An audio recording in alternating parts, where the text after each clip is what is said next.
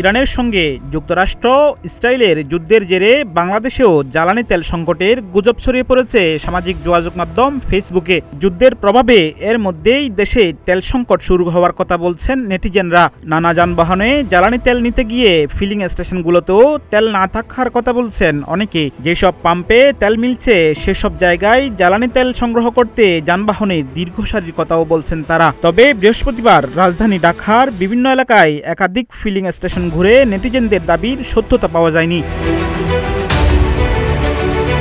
Feeling স্টেশনগুলোতে গিয়ে দেখা যায় স্বাভাবিকভাবেই জ্বালানি তেল সংগ্রহ করছে নানা যানবাহন। স্বাভাবিকের চেয়ে বাড়তি ভিড় দেখা যায়নি কোথাও। বিভিন্ন যানের চালকরা বলছেন, ফেসবুকে জ্বালানি তেলের সংকটের কথা জানতে পারলেও বাস্তবে ফিলিং স্টেশনে এসে দেখছেন ভিন্ন চিত্র।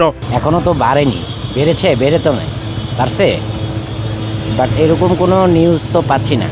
সত্যি কথা যেটা হলো যে যখন এটা তো কি বলে এটাকে, ওই যে ম্যানি মাইন্ড, সবাই বলতেছে, বাট ফিজিক্যালি আমরা পাচ্ছি না। হইতে পারে সর্বোপরি সব অবস্থা দেখে সামনে হইতে পারে না এরকম কিছু। না, এরকম কিছু না, যা দরকার হচ্ছে তাই নিচ্ছি। বেশি নিয়ে কি করব, বেশি নিয়ে কি রাখতে পারবো? এটা তো ব্যবহার হবে না। না, এরকম কোনো সংকট দেখছি না, পর্যাপ্ত তেল পাচ্ছি। বিভিন্ন ধরনের নেগেটিভ কমেন্টস দেখতেছি ফেসবুকে। এই নেগেটিভ কমেন্টসগুলোর কারণে হয়তো বা কিছুটা ভিড় থাকতে পারে, কিন্তু এরকম কোনো সমস্যা দেখছি না। আমরা যতটুকু চাচ্ছি ততটুকুই পাচ্ছি তেল। যুদ্ধের কারণে তেল সংকট মনে হচ্ছে কি বন্ধ হবে না, মনে হচ্ছে, কারণ যুদ্ধের কারণে তেল সংকট হওয়ার কথা না, অন্য রূপ দিয়ে হয়তো বা তেলটা আসবে। মূলত ইরানের সঙ্গে যুক্তরাষ্ট্র ইসরায়েলের যুদ্ধে উত্তপ্ত হয়ে উঠেছে গোটা মধ্যপ্রাচ্য।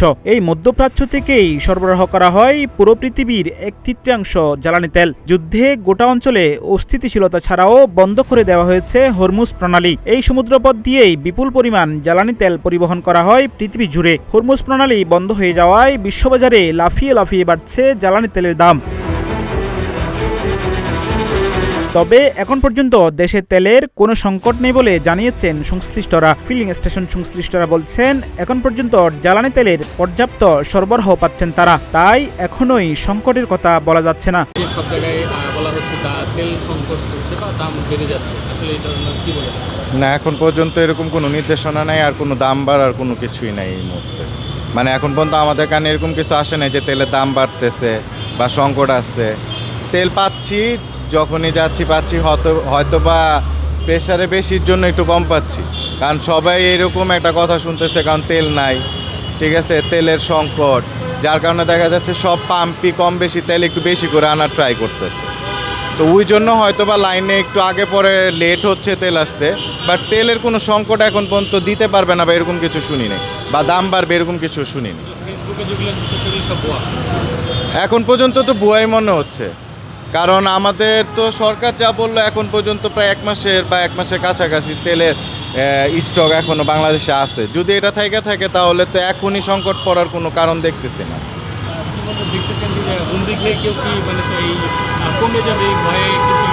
তেল দাম বাড়বে বা কমবে এরকম কিছু একটা আশঙ্কা আছে দেখেই তো মানুষ হয়তো একটু তেল বেশি নেওয়ার ট্রাই করতেছে।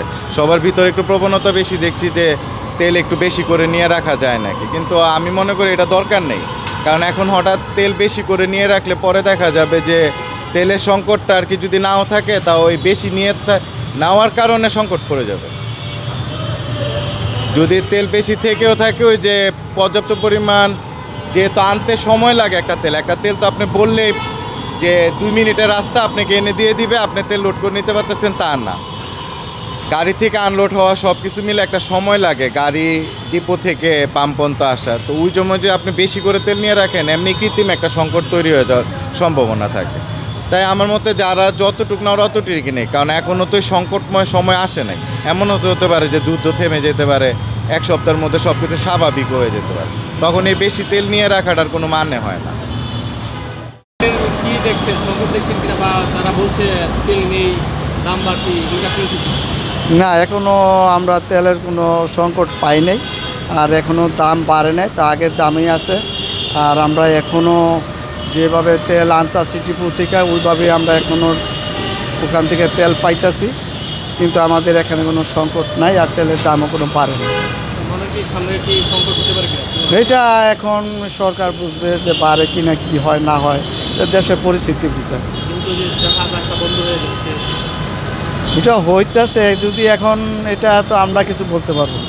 আপনি কি মনে করেন কি পরিমাণ মজুদ আছে, কতদিন চলতে পারে? না ওটা সঠিক। আমরা এমনি মোবাইলে ফেসবুকে দেখি যে বলে কোনো 7 দিন, কোনো বলে 4 দিন মজুত আছে, 7 দিন মজুত আছে, এরকমের শুনি। কিন্তু এখনও আমরা সংকটে যেহেতু পড়ি নাই, তবে আমরা দেখি কতদিন চালানো যায়। বাড়ানোর সম্ভাবনা মনে হচ্ছে? মনে হয় না যে বাড়লে তো 1 তারিখে বাড়ে। আগে যা ছিল এখন তাই আছে? হ্যাঁ, এখনও তাই। কত করে দিচ্ছে? এখন দিচ্ছে 120 টাকা হয়েছে অকটেন, আর 100 টাকা করে হয়েছে ডিজেল। এদিকে হরমুজ প্রণালী বন্ধ ও মধ্যপ্রাচ্যে একাধিক তেল শোধনাগার বন্ধ হয়ে যাওয়ার জেরে জ্বালানি তেলের বিকল্প সরবরাহকারী খুঁজছে বাংলাদেশ। বিশ্বের বৃহত্তম এলএনজি উৎপাদক এবং বাংলাদেশের সবচেয়ে বড় সরবরাহকারী কাতার এনার্জি চলতি সপ্তাহে ইরানের হামলার পর উৎপাদন স্থগিত করে। এরপরই জ্বালানি তেলের জন্য বিকল্প সরবরাহকারীর সন্ধানের কথা জানিয়েছে বাংলাদেশ পেট্রোলিয়াম কর্পোরেশন। আরাফাত বিন হাসান, প্রতিদিনের বাংলাদেশ।